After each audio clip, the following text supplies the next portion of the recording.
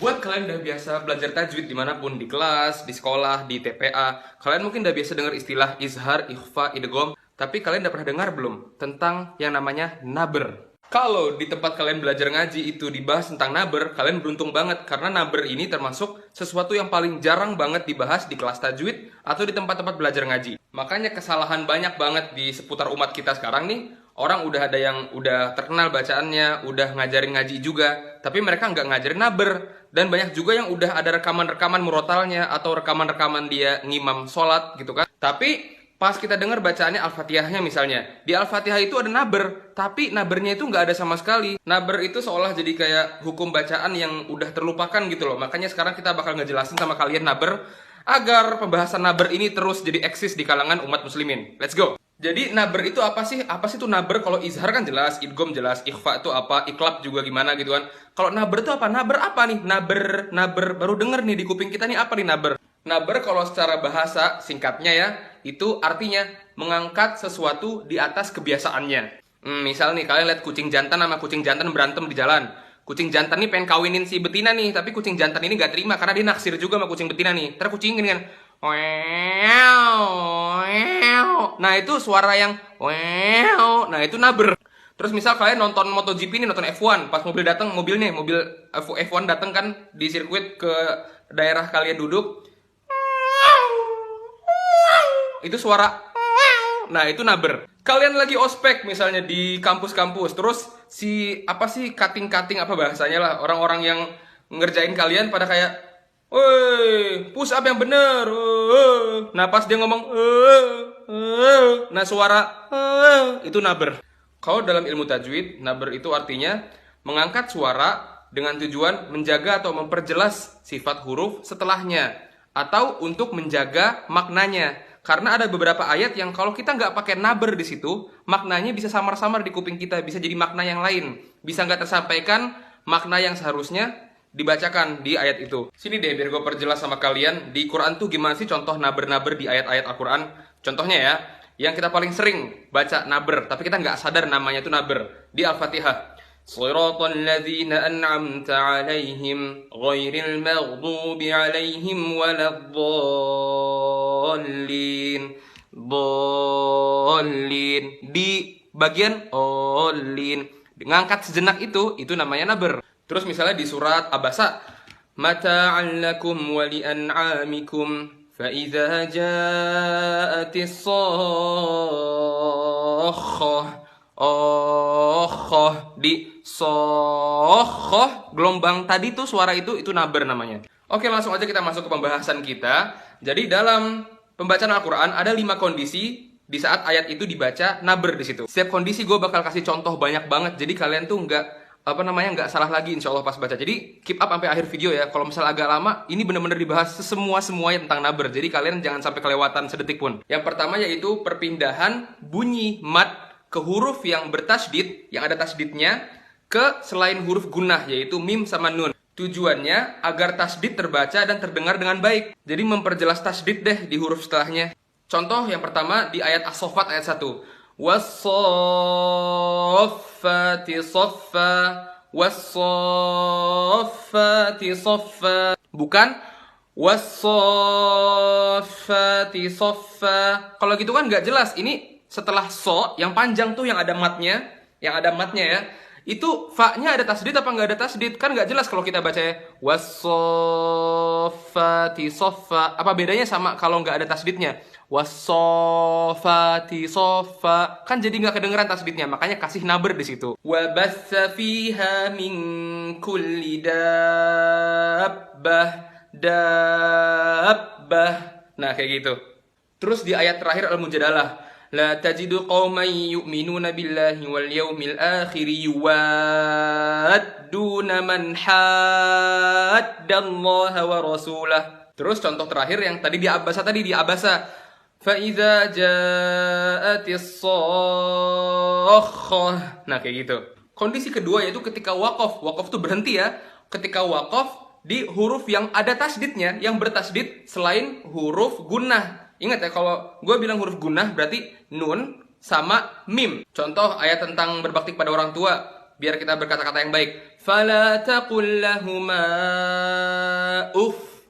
Jadi salah kalau misalnya kalian baca fala taqul lahuma uff. Bedanya apa? Karena kan di fa-nya itu, di akhir potongan itu, fa-nya ada tasdidnya. Untuk memperjelas kalau itu ada tasdid, angkat suaranya. Fala taqul lahuma uff. Makanya orang banyak yang pertama-tama belum pernah belajar naber, habis itu dia udah nemuin irama yang enak nih buat ngaji. Bacalah surat Al-Isra. Fala taqul lahuma uff. Padahal harusnya ada nabernya, jadi nggak diperjelas tuh tasdid di huruf fa-nya. Makanya belajar dulu naber sebelum kalian masukin irama. Biar setelah kalian udah tahu tentang naber, irama kalian nggak hancur karena mulai dari nol iramanya. Nah, habis itu di Al-Qiyamah nih, ini sering banget dibaca. Yaqulul insanu yawma idzin ainal mafar.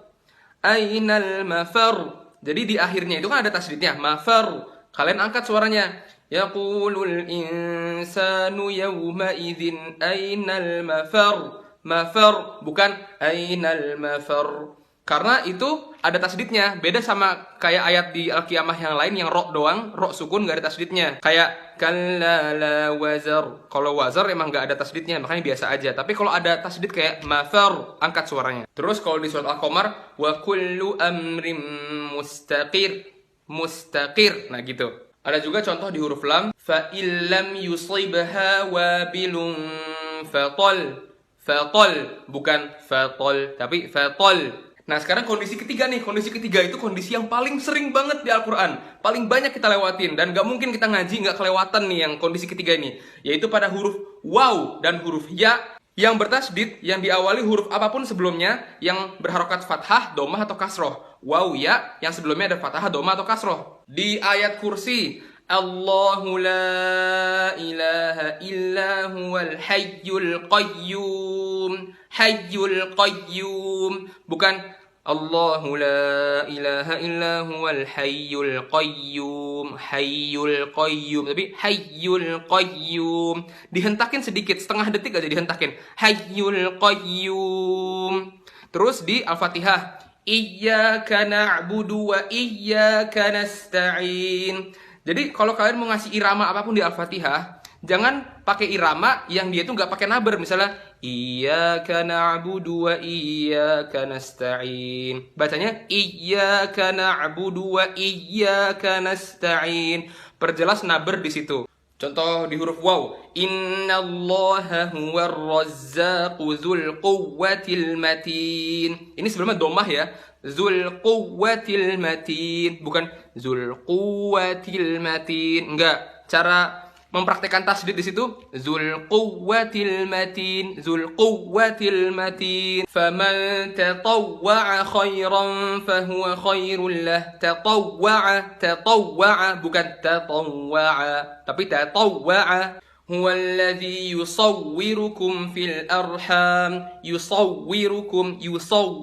Kondisi keempat juga banyak, yaitu ketika waqaf, berhenti di yang akhirnya itu huruf hamzah. Tahu ya hamzah ya? A. Huruf hamzah yang berada atau jatuh lokasi hamzah tersebut setelah bunyi mat. Tujuan untuk memperjelas hamzah tersebut. Contohnya, kalian sering banget di akhir ayat ada kata ma yasha. Yasha. Kadzalika Allahu yaf'alu ma yasha. Jadi sebelum berhenti sya.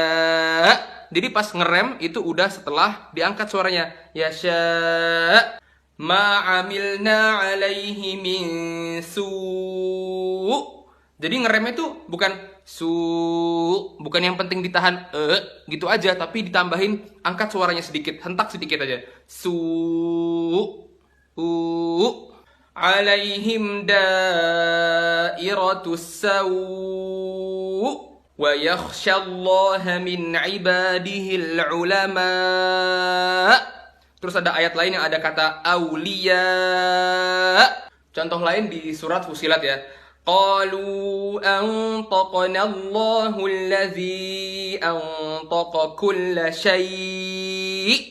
Nah, kalau ini lokasi terakhir terjadinya naber ya. Ini agak-agak sulit sih karena kita harus ngelihat arti juga dan kita harus paham juga tentang huruf ini, yaitu pada alif tasniyah. Alif tasniyah itu artinya alif yang menunjukkan kalau ini tuh untuk dua orang, bukan satu orang yang disebut di ayat tersebut. Alif tasniyah itu ketemu sama hamzah wasol agar terbedakan antara domir mufrad sama musanna, agar kita tahu ini tuh ayat yang diperjelas tuh untuk ada dua orang di situ pelakunya, bukan satu orang doang. Jadi tambahin naber di situ. Contoh di surat Yusuf, wastabaqal bab, wastabaqal bab, dua orang, wastabaqo, ada alif di situ. Jadi bukan wastabaqal bab. Bedanya apa kalau ada satu orang sama dua orang, kan nggak jelas, jadi tambahin naber di situ. Falamma zaqash syajarah, zaqash syajarah kan dua orang, Adam sama Hawa, bukan zaqash syajarah Adam sendirian gitu kan? Enggak, berdua. Falamma zaqash syajarata badat lahuma sawatuhuma wa qala alhamdulillahilladzi faddalana. Wa qala alhamdulillah, karena qala menunjukkan untuk dua orang, bukan seorang doang. Itu aja bahasan untuk naber. Semoga kalian bisa praktekin ke sehari-hari karena banyak banget. Contohnya tadi yang huruf ya sama waw. Iyyaka na'budu wa iyyaka nasta'in. Setiap hari kan kita baca Al-Fatihah setiap hari. Terus juga di ma yasha yang ada hamzah di akhirnya setelah mat, itu juga sering banget. Wassalamualaikum warahmatullahi wabarakatuh.